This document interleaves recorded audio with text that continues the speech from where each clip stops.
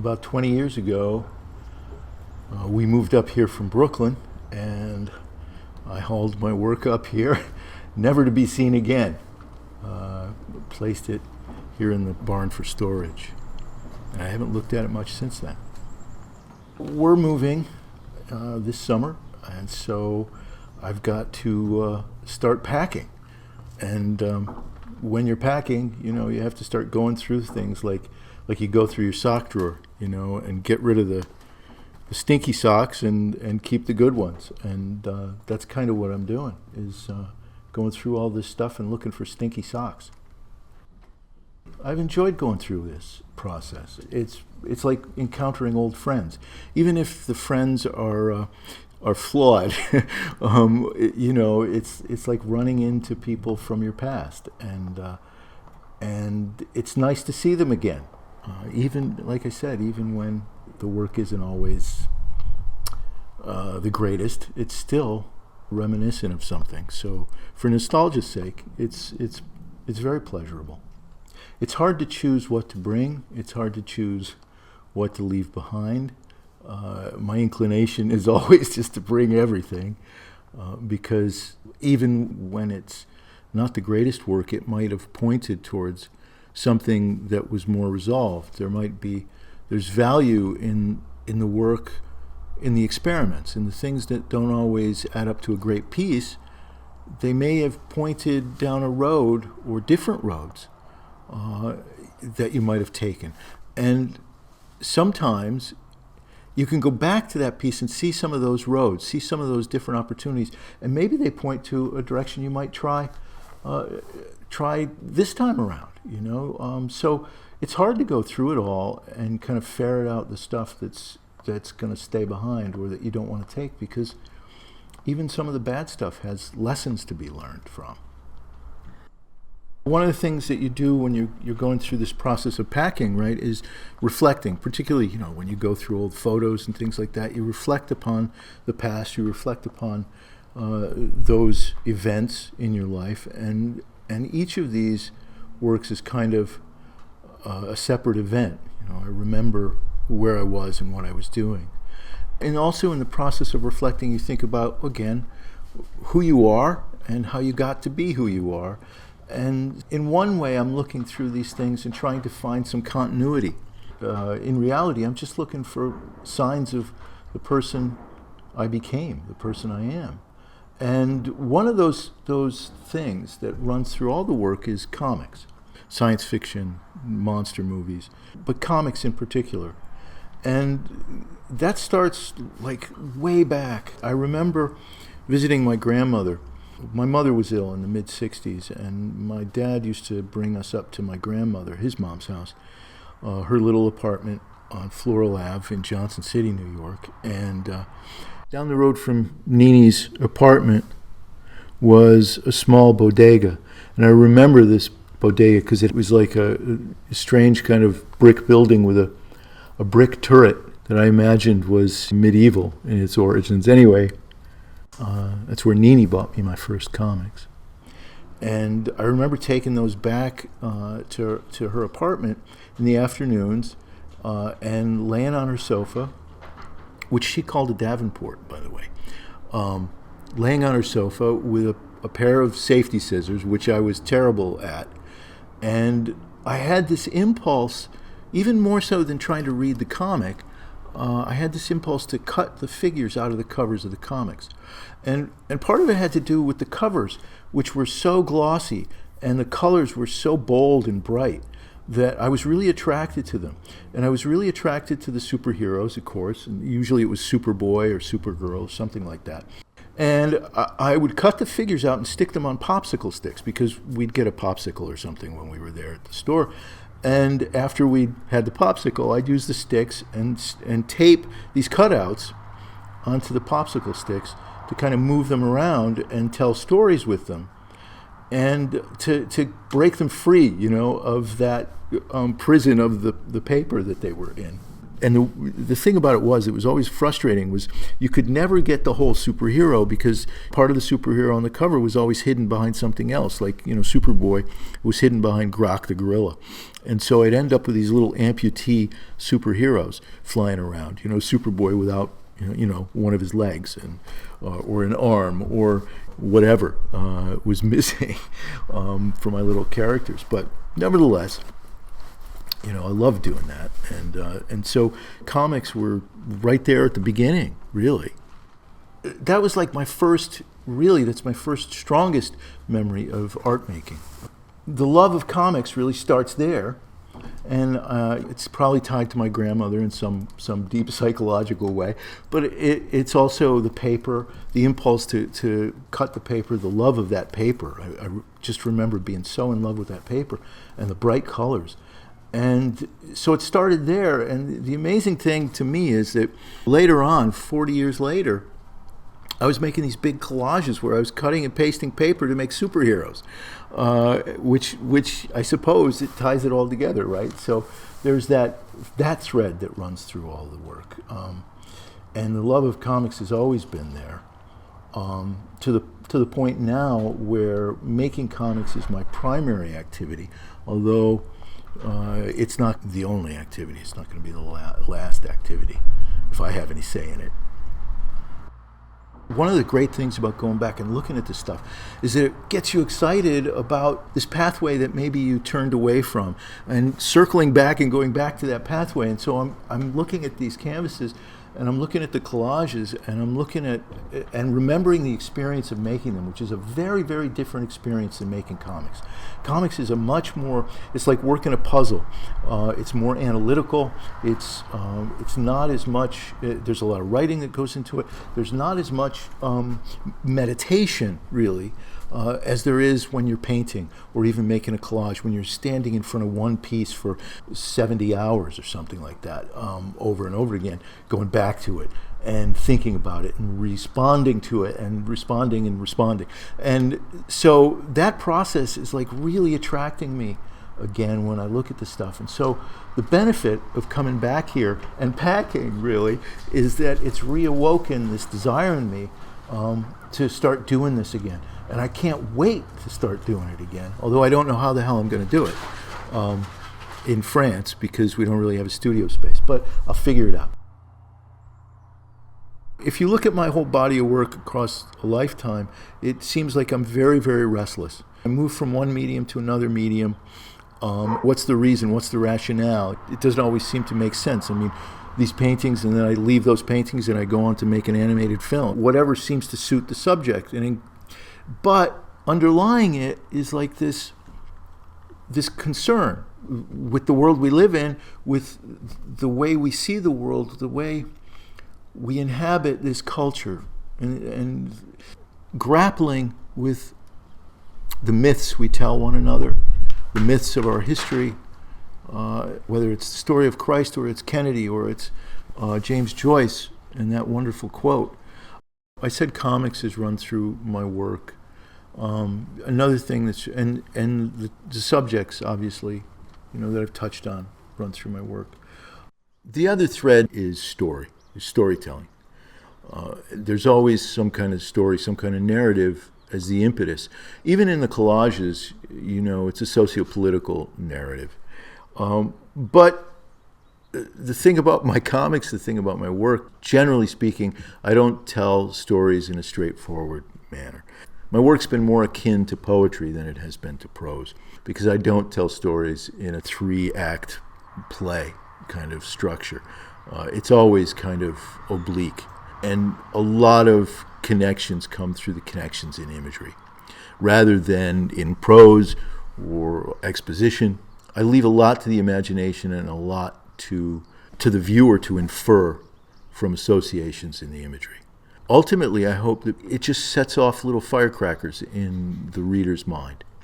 And what's exciting to me is that I don't necessarily direct the results of those little firecrackers, that the reader has their own thoughts, their own associations that come to bear.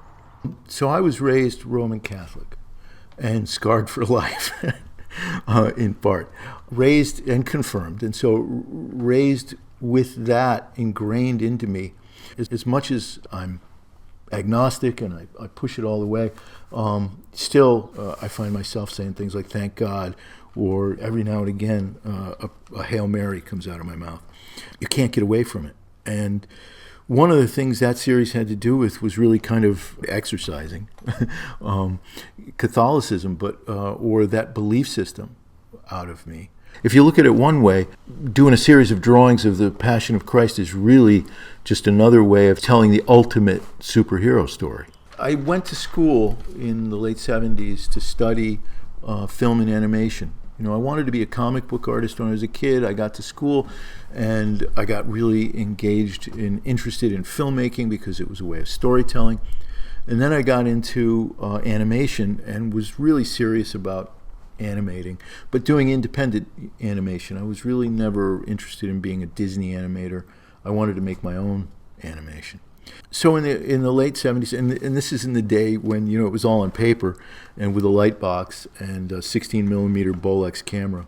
For one reason or another, I left PCA, and there were multiple reasons for it, but I left. And I put animation aside because I didn't have the tools. I couldn't afford a camera, a 16 millimeter camera. I wouldn't have had any place to set it up. So it all kind of went by the wayside. And what happened instead was I picked up painting. My mom had studied painting for a little while when she was younger. She had a box of paints, a couple canvas boards, and I started painting. And I fell in love with painting and with making paintings, and it was all consuming. It was an all-consuming passion for a number of years. And I went to school for it. I finished up school at Purchase studying painting, and then I went out, got married. The first years that we were together, I spent a lot of time really kind of teaching myself the ropes in regard to painting, because in those days, nobody taught you how to paint. They just stuck you in front of an easel because it was the late 70s, early 80s. And so I had a lot to learn, and I spent a long time painting still lifes and portraits and things like that. But I knew I wanted to do something more, and I knew my interests in the world and whatnot pushed me towards different ways of manifesting that. And so, I was always interested in different approaches. So I was looking for a new subject, and I was working display at Hudson Belk in Raleigh, North Carolina. And at lunchtime, I used to go walking around the mall and go to the bookstore. And in the bookstore, it was the 25th anniversary of the JFK assassination. It was a big deal. Life magazine had a big issue out about it, and in that issue were stills from the Zapruder film. And it was a big deal to buy that magazine at the time because we had no money. So I bought that magazine, though. I spent my shekels on the magazine and brought it home, and I devoured it, and I was like, I just kept looking at it, and I wanted to do something with it, and I made this series of studies. And I knew I wanted to push those studies more because, you know, just doing a painting of the stills didn't seem to be enough. And I started to play with this idea of putting together all of these bits and pieces from the film so that the painting would become more film-like, so I could get closer to the film. And maybe through painting it at a larger scale and painting little details from still, 137 from the Zapruder film, something might be revealed to me. The mystery might clear up. That we're always looking for stuff in that film. And so I started to jockey around these little snippets of imagery and collage together these ideas, and I ended up making this big, I don't know if it's 10 feet long when it's put up or whatever, I can't remember. But it's like about that, 10 feet long and about 6 to 8 feet high, and like 24 canvases, I think it is, something like that. All of which are like snippets from moments in the Zapruder film. And when it's all put together, it's really interesting because when I look at it now, I can see that in working with panels, it wasn't so different than working with a comics page. And looking at the sequence, if you look at that painting, you see it really looks like a sequence in motion, as though, in this one image, multiple moments in that event are cataloged, as though it's moving, as though it's animated. And so the whole painting is really a piece that, yes, is about the film and it's about mythology, but it's also about comics, it's about animation as well. And so, again, that like impulse rears its ugly head, so to speak, in that painting. And that's really like the first place, to me, that's like my first adult work. It sort of is the basis upon which other things are built. So it's a piece I still have a lot of affection for, although I've only shown it once or maybe twice, because for one thing, it's a real pain in the ass to hang all these canvases, and you're trying to hang them so that they're all straight. Forget it. It'll drive you crazy.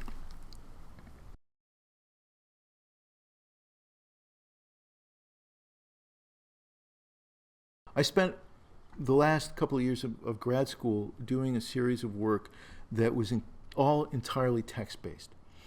And that work was divested of imagery, really. And what I was trying to do was break down my approach to art making and then rebuild it. Like break it down to nothing, no images whatsoever, just the line of text. And the line of text, which really has to do with everything I do, is from Joyce, and it's "History is a nightmare from which I'm trying to awake." And that is such a potent line. It means it's so potent.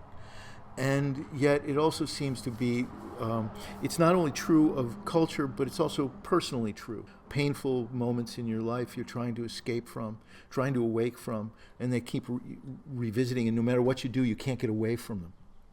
Same is true, of history, right? We can't get away from World War II. We can't get away from fascism. We can't get away from the Kennedy myth. We can't get away from this, and it happens over and over again.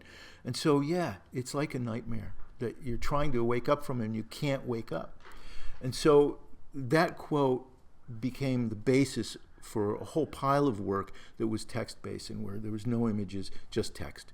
And the text took all kinds of forms. I distorted it through photocopying it. I created these wax pieces where you see layers that phrase repeated over and over again. I did these computer-based things using that line of text. So it was very important for me at that time.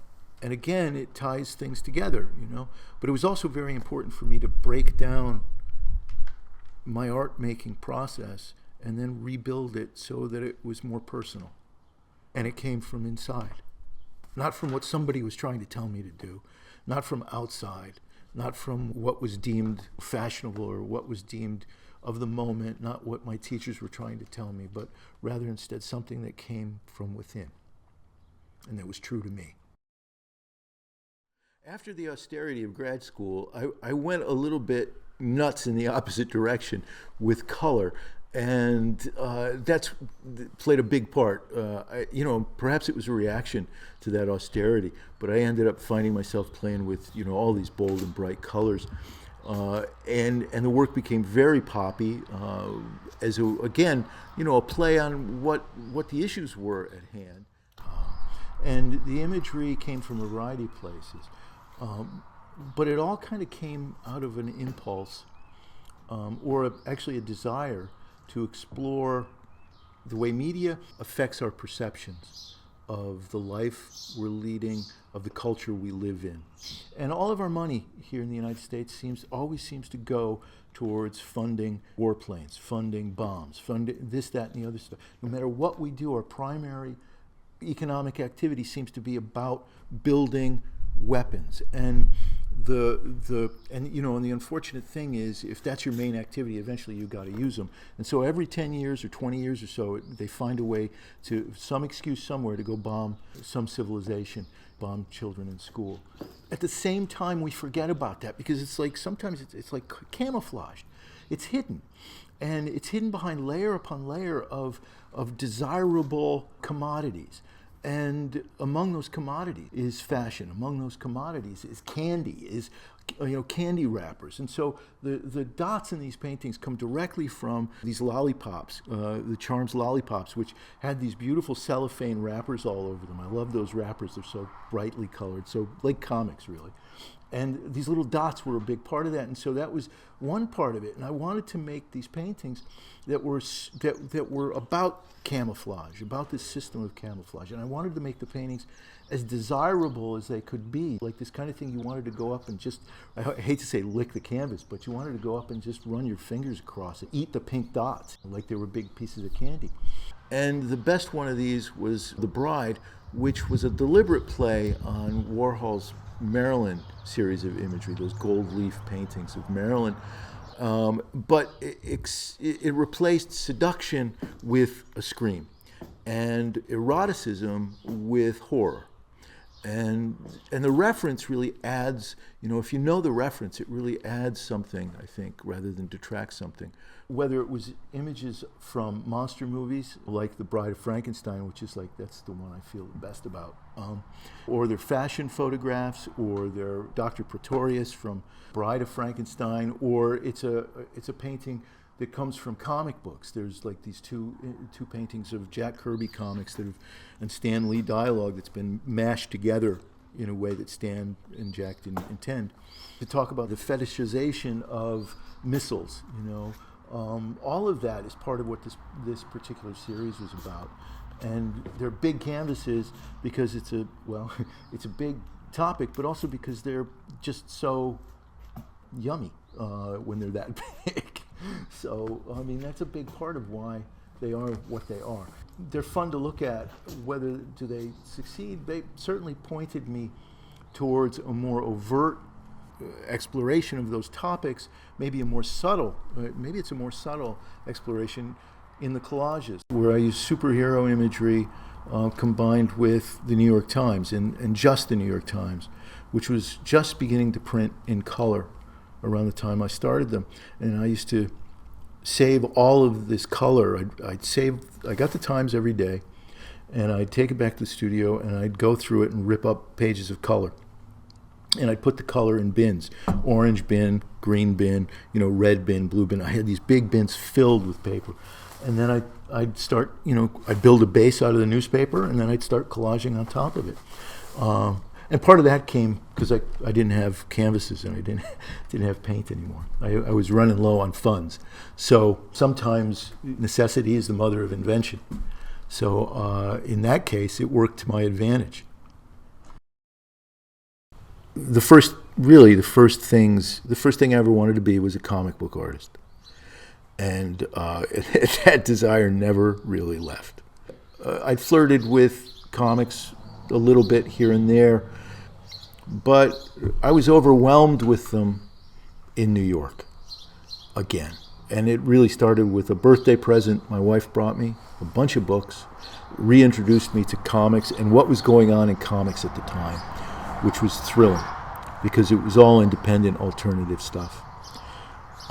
Independent voices getting their comics out there without any oversight, editing, publishing, printing them, getting them to a comic shop, selling them along with DC superheroes and Marvel superheroes and everything else, and doing it yourself. And there was a big do-it-yourself movement in comics that was happening in the late 80s through the 90s, and it was called, because the comics, you couldn't afford to print them in color. They were called black and white comics. The black and white explosion happened, and I got carried away with that. I got enthused, excited, and this is after grad school, and I published a comic book of my own called Dr. Speck, and I did 4 issues of that, distributed by the major comics distributor there, Diamond Comics Distribution. I did comics festivals, Small Press Expo, which is still a big deal in comics. Made some friends through that, made some connections. It was a great experience. It ran for 4 issues. The first 3 issues were really pretty successful. I did pretty well with them. The 4th issue By that time, something else was happening called the black and white implosion. Diamond had been carrying too many books, and they started to cut books. And they cut right around the time of my fourth issue. And the reason they cut the fourth issue was because it was experimental. It was a collage comic. The fourth issue of Dr. Speck, which the people who had read Dr. Speck were saying, I don't get this. The fourth issue was a collage comic, and it was surreal. And it was inspired by the comics, the collage comics of the great Jack Kirby, who is one of my all-time favorite comics artists, a genius of comics, of superhero comics in particular. And I wanted to take what he had introduced in Fantastic Four comics, these great collages, and do a whole issue of it. And I did that with my character. Of course, it led to the character being canceled, but so be it. The interesting thing about that was you had to be a business person at the same time you had to be an artist, which is a learning curve for me, because I'm not a good business person. After that, I started looking at comics as just a vehicle, not so much to get out into comic shops, but maybe as a way of making artist books. And I did a book called Lookout Monsters, which was a collage comic done in the daily, gluing together bits of the Daily News. Instead of the New York Times, I wanted a tabloid. I worked in a tabloid comic and glued together, the Daily News and painted on top of it. That was really interesting to do. It was a lot of fun to do.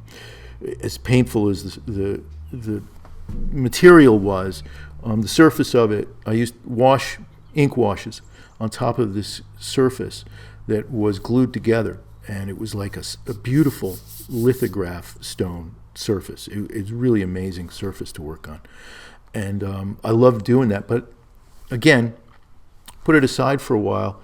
I didn't come back to it for a couple of years. I looked at it as an ongoing project, and I put the artist book aside when I was working on these big collages and whatnot.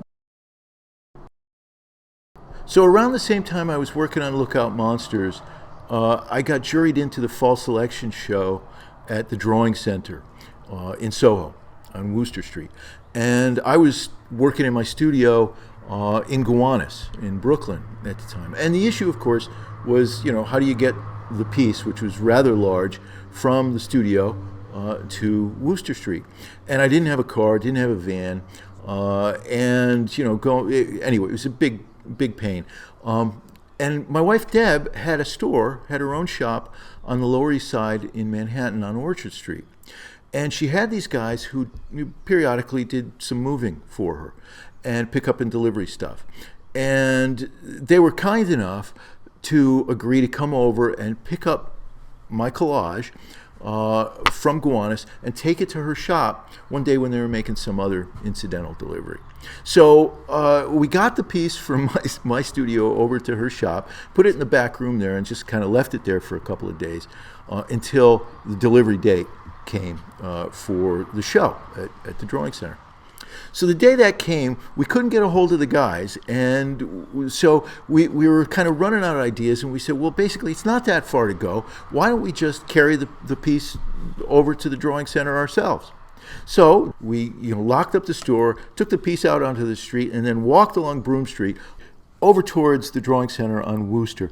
And if you know Lower Manhattan and you know that path from the Lower East Side over towards Soho, you've got to cross Lower Broadway. And more often than not, when you're walking along that path, you're going to get caught by a big gust of wind. And as we got to the corner of Broadway, this big gust of wind comes blowing down the street, picks the piece up out of our hands, and it goes flying over our heads. And I'm watching my big-time art career go flying like a wind sail halfway down the block before it lands in the middle of the sidewalk, thank God, instead of the road. Fortunately, no one was injured. We ran after it as quick as we could, picked it up, somewhat embarrassed, and then carried it over towards the Drawing Center without further incident. Thus began and endeth our career as art movers.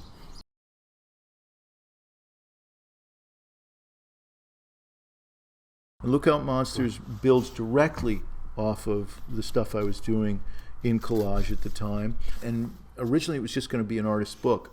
But later on, I kind of adapted it, and it won a Xeric grant, which was a self-publishing grant, and so I turned it into a real comic book, which again made its way to through distribution to comic shops across the country.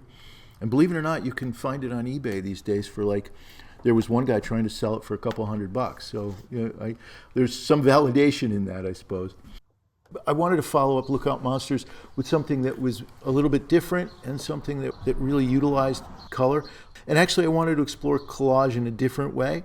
So I did Fan Dancer. And Fan Dancer is really a very oblique, mysterious book. It's an odyssey. It is the Odyssey, literally. It's about a trip to hell and a trip back again. And it's done in a variety of different forms. There's a big section that's in pastel.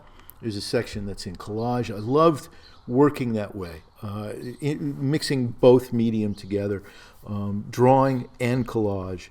It was a just very fulfilling project to work on. And I also integrated collage like I was doing in the New York Times. There's an in-joke in that book where the first page of it is actually taken from a painting Roy Lichtenstein did, which he cribbed off of Reed Crandall's original work in, I think it was a comic book called Our Army at War. Lichtenstein got it from a comic book, made a painting of it. I took it back from Lichtenstein and put it into a collage format in a comic book, so full circle. There was a lot of things happening in that comic book that I'm really pleased with. And it's a big, big book, just like Monsters is a big book. I love doing these oversized comic books. It gives you a big canvas to work on, and I enjoy that. I enjoy being able to really stretch my wings on that kind of canvas. For the last 10 years, I've really spent a lot of time in comics. That's where my primary focus has been. And I've published newspapers. I took that fascination I've always had with the Sunday Comics page as a canvas for artists to work on, which you could see in the 1930s in the work of Alex Raymond and on Flash Gordon and Captain Easy by Roy Crane and Prince Valiant by Hal Foster. They used that huge space as a canvas. And I wanted to really reinvestigate that, and I did that with a friend of mine. We published 4 issues of an alternative Sunday comics newspaper called Pood, which we again did very well with, and we distributed through Diamond Comics distribution again. We did 4 issues of it. It was really exciting. We published a lot of great people in there, not just us, but others. We brought other comics artists that we liked into the fold. And then what happened was that we had a page left at the end of the 4th issue where somebody had bailed on the last issue, their page. They couldn't get it done in time. And so we solicited comic strips from everybody. Let's fill up the whole page with comic strips. So we did. Everybody got to do a comic strip. And I did this goof called Plastic Baby Heads from Outer Space, which started as some kind of in-joke. Anyway, that in-joke led to like 5 or 6 years of a comic strip that I did for Andrews McMeel Publishing and Go Comics as a comic strip on the web, and then published in 4 little ebooks that they put out. I started off doing that 5 days a week. It was a 5-day-a-week contract, and had to have a comic strip every day. At the same time, I was doing that, lo and behold, the chair of our department turned to me at graduation, and I think this was graduation 2012. The chair of our department turned to me and said, "I'm stepping down. You're the next chair. Good luck." And I was like, "Holy shit! Oh my God!" My mouth literally hit the floor. I was just stunned. I was like, oh no. I was scared to death. And this happened at the exact same time I was doing that comic strip. Ultimately what happened is comic strip became 3 days a week. And I still went on for the whole period that I was chair. I went on for that. So yeah, that was an interesting period of time. I get interested in working in a medium for a period of time. I will always circle around comics and social political concerns. That's always going to be in my stuff. And Plastic Babyheads and Jetpack Jr., which it became, also tied together politics and all of that kind of stuff. After comic strips, I was like, okay, I've done that. I've gone pretty much as far as I wanted to go with that. Let's do something else. And this was a period of time when you could go back and do animation on your own, individually. And I had an idea for an animated TV series. And it was a simple series. It was like this actress who was a character in Plastic Babyheads and Jetpack Jr. Take this actress to the Twilight Zone. And she goes out into the Twilight Zone, and every world she goes to is a movie, or every movie in the universe that has ever been made is a planet in this universe. And so she has one adventure after another that, again, is a kind of parody. It gets into Mad Magazine type satires and that kind of thing. That was the idea. I did a little animated, pitch for that, a little animated sequence for it, and that kind of got me started in animation. I tried my hand at soliciting that once only, to a television network, and that was an interesting experience. It didn't go anywhere, but that's okay. It was an interesting experiment.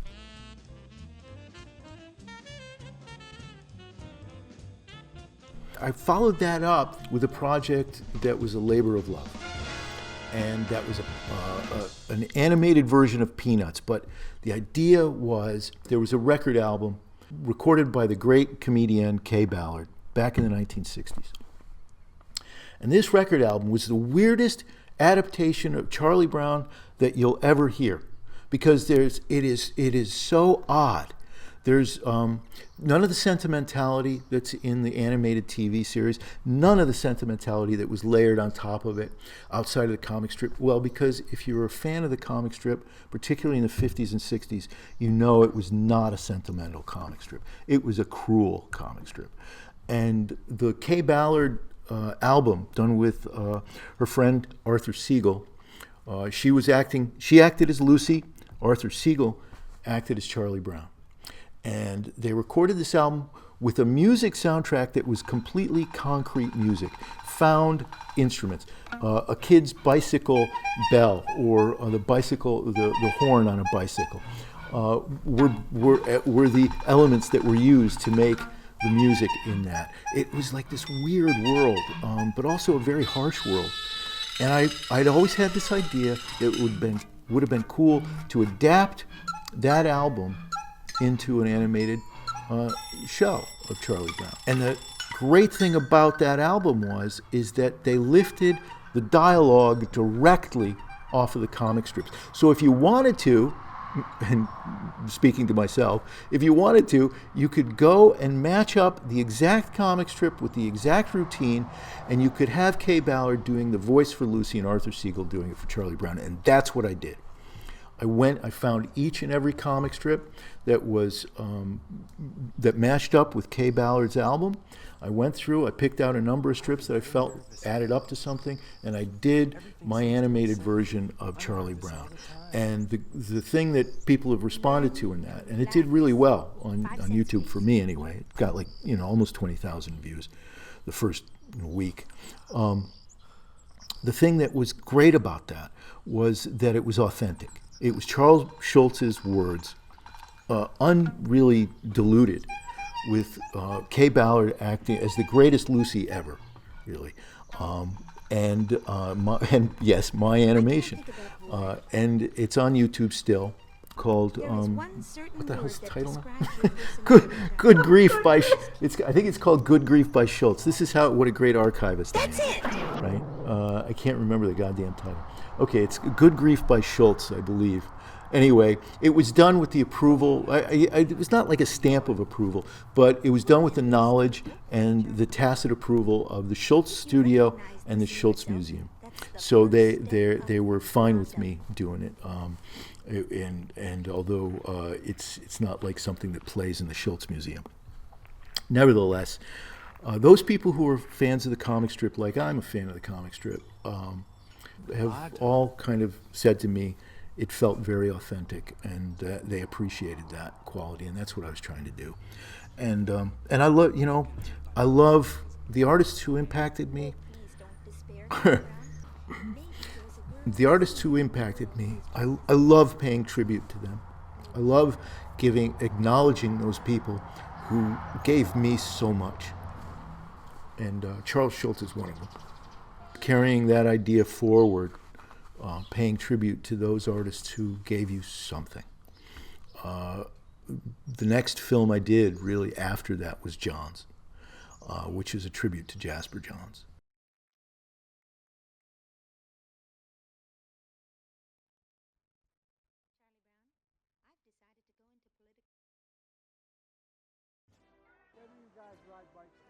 I did a thing called Donut and Cheeseburger, which was, again, like a newsprint comic about the election of 2024. And after that election, and that was, again, a satire, a parody about Biden and Trump. And after that piece, and after the election, I was so disillusioned, so downhearted, so brokenhearted, really, that I turned away from politics for a moment, and I looked towards something wherein I'd find solace, but also healing, something that gave me satisfaction outside of politics and outside of those issues. And so what better place to look for that kind of healing, but art, really. And I found that in the work of Jasper Johns, whose work has always been a huge influence on me, just enormously important to my development as an artist, a person whose work I absolutely love, and always have. And so it had to do with the fact that I needed to heal, and I wanted to do something that would take me away from politics and focus more on art, and what art can do and what it has meant to me, what painting has meant to me. And so I dove into John's work, and with, this intensity, really. I mean, for all I did for like 6 months was work on this film, and I did it in about 6 months, and it was intense, and man, I loved every second of it. Ultimately, the film is about Johns, but it's about me, and it's about the impact of one artist on another artist, and what that can lead to, for better or worse. Prior to Johns, I had this idea for a comic. It started off as a sci-fi parody. It was inspired by pulp magazine covers, and it was called Captain Daiquiri Jones and the Space Rockettes. The Space Rockettes are indeed a dance troupe. And they travel around with Captain Daiquiri Jones and save the universe. And so the first issue I did as a traditional comic book, really like the same size as the EC comics of the 1950s. It's like an alternative. It's bigger than comics or comic books are today in its width and in its height. Not as big as Lookout Monsters, but still bigger. And it was meant to be a kind of fond, tribute to those comics, but also a contemporary kind of, again, socio-political statement, because it deals with the Supreme Court, it deals with a woman's right to choose, and Daiquiri Jones beats the crap out of the Supreme Court, basically, in that one. And then the next issue is another tribute to a format that I love, the Sunday page, which I've returned to again and again, and I returned to it in Daiquiri Jones' The Sunday Adventures, which is another one where Daiquiri Jones kicks the ass of the evil cheeseburger, who is, what the hell is he called again? The evil cheeseburger. He's not the cheeseburger king, but he's something like that. So if the connection wasn't obvious enough, the cheeseburger transforms later on into the monstrous Trumpzilla, massively destructive, monster, wreaking havoc across the universe. And Daiquiri Jones wins the day, sends him to prison, as should be if the universe was a righteous universe. So I did a couple of those in between, like bookending my Johns work, and then it leads me to now. Where am I? I am now. I'm working on a book. I worked on Nice Work again, I went back to this project I did 20 years ago that I was never happy with. It's about a guy who's a Frank Sinatra impersonator and stand-in, and the world that he travels in during that period of time. And it was a more very traditional graphic novel. I returned to it again this last year as a sabbatical project, but this time I changed the format and I wrote it as a novel, a traditional novel. Interspersed within that novel are comics. So it's a combination prose and graphic novel, which seems more true to the story. And it's a better piece of work all the way around. Now, I'm working on another book, and it's called Feu dans le ciel. And it's a story of revolution. Again, socio-political concerns of the day sort of fuel this. It's about Jacques-Louis David, another artist who I greatly admire. And it's a story about a fictional apprentice whom he has, a young female artist who is really more or less raised as a young man. And she is, she becomes an artist, a revolutionary artist of her own. And it follows revolutionary impulses from the 1780s and David's time before he becomes a Bonapartiste, and goes on to follow her through the second revolution, the July Revolution, and takes us forward to that period. So it's a book about revolution. It's a book about defeating an oligarchy. It's about asserting the independence of humankind. And so that's where I am now. That's it. You have a running theme in your work, and it's always about a woman. Superheroes are women in every aspect of everything you've ever done, except for Nice Work, and then there's still a woman in that, but she's not a heroine. They're both. Yeah, but I wanted to ask you about what is it about women? Okay. A woman heroine or something, and I wondered about why. Why is that? I don't know if you can insert it or not, but I think it's interesting. Yeah. My comics, in general, for the most part, are inspired by female superheroes, female protagonists. Even Nice Work, where ostensibly Johnny Delgado is the main protagonist. His compatriot, Joe, whom he falls in love with, is an equal partner in that book, equally important. She's really the motivating force of that book. So what is it about women in my work? And I haven't really examined it to any great detail. Maybe that's I don't know, maybe it's a little too close to the bone, but women, I'll put it this way, women have always been an extraordinarily important aspect of my life. From my mom who taught me to draw, sat up next to me and taught me how to draw, to my grandmother, to my wife, my sister, my Aunt Sandy, to the women I work with. I've been surrounded by extraordinary women my whole life.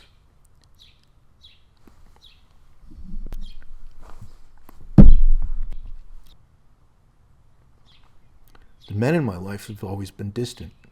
The women have always been there. And that's why they're the heroes of my stories. Because